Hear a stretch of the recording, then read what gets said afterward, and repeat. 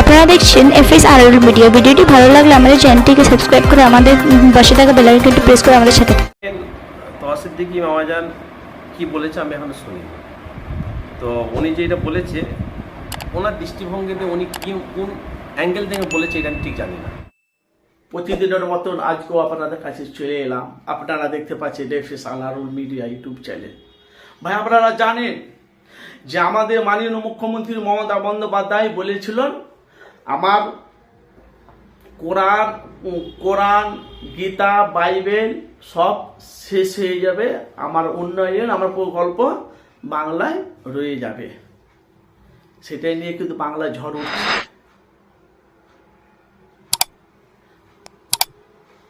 বাংলা মানুষ কিন্তু বিক্ষোভ, কিন্তু আমাদের ফুরফুরা শরীফে বেলপাড়ায় ভাইজান কি বলছে দেখুন।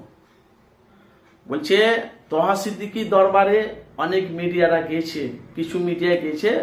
বলছে মুখ্যমন্ত্রী মমতা বন্দ্যোপাধ্যায় যদি জানতো কোরআন হাদিস বাইবেল এগুলি কি, তাহলে আমার মনে হয় এই কথাগুলো মমতা বন্দ্যোপাধ্যায় বলতো না। তো বেলপাড়ার ভাইজানেরা বলছে তোহা সিদ্দিকী কোন অ্যাঙ্গেল থেকে কথাটা বলছে সেটা তো আমার জানা নাই।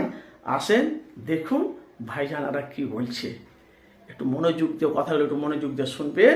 এর ভিডিওর মধ্যে অনেক কিছু রহস্য লুকিয়ে আসে। অবশ্যই আপনারা মূল্যবান কমেন্ট বক্সে মতামত জানাবেন।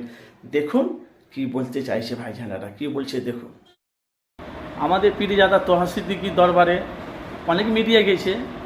তো আমাদের পীরজাদা তোহা সিদ্দিকী বলছে মমতা যদি জানতো ইসলাম মানে কি, কোরআন মানে কি, হাদিস মানে কি, বাইবেল মানে কি, গীতা মানে কি, জানলে কথাটা বলতো না। আমাদের তোহা সিদ্দিকী বলছে ওর মুখ দিয়ে স্লিপ খেয়ে গিয়েছে, ও তো মনে মুখ দিয়ে বেরিয়ে গেছে। সে বিষয়ে আপনি কিছু বলবেন? ব্যাপারটা দেখেন, তোহা সিদ্দিকী মামাজান কি বলেছে আমি এখনো শুনিনি। তো উনি যেটা বলেছে ওনার দৃষ্টিভঙ্গিতে উনি কোন অ্যাঙ্গেল থেকে বলেছে এটা আমি ঠিক জানি না, বুঝতে পেরেছেন? তবে এই প্রসঙ্গে আমি আর কিছু বলছি না। আমি যদি জানতাম বলতাম না, ফুটেজ আছে আমার কাছে। আমি আশা করি যদি আমি পরে শুনি অবশ্যই বলবো।